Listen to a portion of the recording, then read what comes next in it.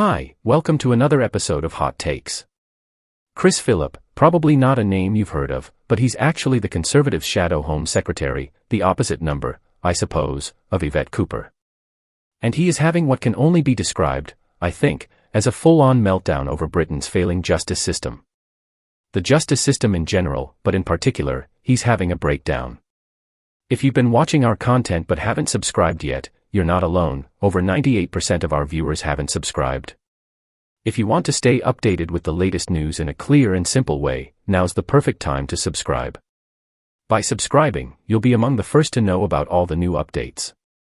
A heated debate has erupted following a controversial court decision that allowed a convicted child sex offender, who is also an immigrant, to remain in the United Kingdom instead of being deported.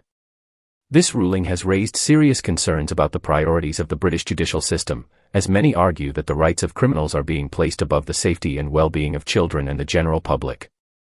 The case involves an individual who was convicted of child sex offences and was deemed a danger to society. However, despite his criminal record, the court ruled against his deportation, stating that sending him back to his home country would be unfair to his children. This decision has sparked widespread criticism, with many questioning the rationale behind keeping a convicted offender in the UK, particularly when the safety of children is at stake.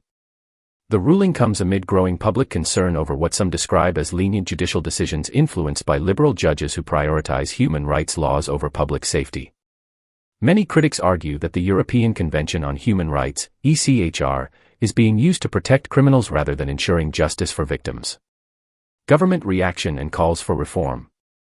UK Policing Minister Chris Philp was among those who strongly condemned the decision, describing it as scandalous, a mockery of the law, unethical, and immoral. He emphasized that the British public overwhelmingly supports stricter measures against criminals, particularly those who commit heinous crimes against children. Philp argued that the current legal system is failing to prioritize victims' rights and instead is allowing dangerous individuals to remain in the country under the pretense of human rights concerns. In response to this case, Philp has called for Britain's withdrawal from the European Convention on Human Rights, stating that European law should not dictate the safety and security of British people, especially British children. He insists that the UK should establish its own legal framework, such as a British Bill of Rights, to ensure that criminals are punished effectively and that public safety is placed above all other considerations. Philp and other Conservative MPs are advocating for a policy where any non-British national convicted of a serious crime should be automatically deported, without exceptions. He believes that the UK should not be forced to accommodate convicted criminals and that these individuals should serve their prison sentences in their home countries instead. The controversial court ruling. The convicted child offender, referred to in court as R to protect his children, was initially ordered to be deported. However, an immigration judge ruled that sending him back to his country of origin would violate his human rights.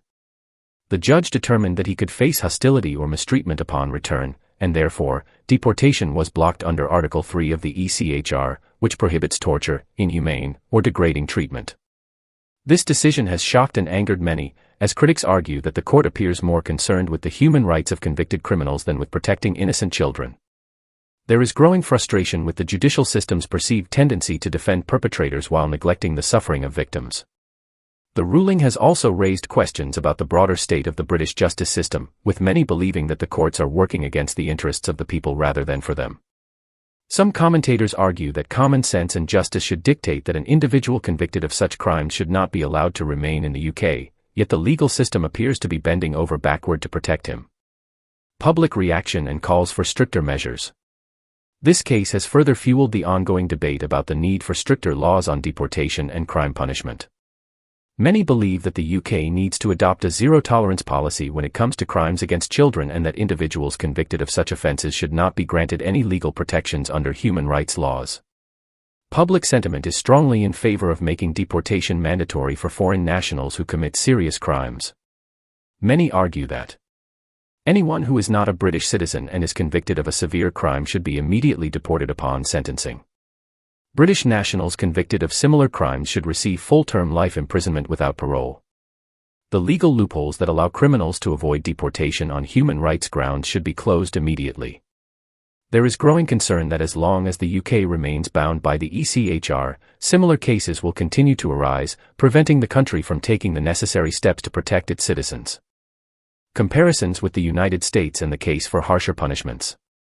Many have drawn comparisons between this case and recent developments in the United States, where former President Donald Trump signed an executive order mandating the death penalty for individuals convicted of severe crimes against children, including sexual assault and murder. While this decision is expected to face significant legal challenges, it highlights a stronger, more punitive approach to dealing with child sex offenders in the U.S. Although the death penalty is not currently legal in the UK, some argue that Britain should consider implementing harsher punishments for crimes against children. Many believe that foreign offenders should be deported instantly upon conviction. British offenders should be sentenced to life imprisonment with no possibility of release. Judges should not be allowed to override deportation orders based on human rights claims from convicted criminals. There is increasing public support for stricter sentencing laws and judicial reforms, particularly to close loopholes that allow criminals to escape deportation. What's next for British law and justice? The backlash against this ruling has led to renewed discussions within the Conservative Party and the British government about whether the UK should continue to abide by the ECHR or establish its own legal framework. Many believe that as long as the UK remains bound by European human rights laws, the country will continue to face difficulties in deporting criminals who pose a threat to public safety. The case has reignited concerns about judicial priorities, with critics arguing that too many judges seem to prioritize criminals' rights over those of victims. Some believe that unless significant legal reforms are enacted, the UK's justice system will continue to undermine public trust and fail to provide justice for victims, especially children. While Philp and other Conservative MPs continue to push for tougher deportation laws and a review of the UK's obligations under the ECHR, the case remains a deeply controversial issue. The outcome of these discussions could shape the future of Britain's legal stance on crime and human rights for years to come. As the debate rages on, one thing is clear: the British public is demanding change, and many are no longer willing to accept judicial decisions that put the rights of criminals above the safety of children and society as a whole.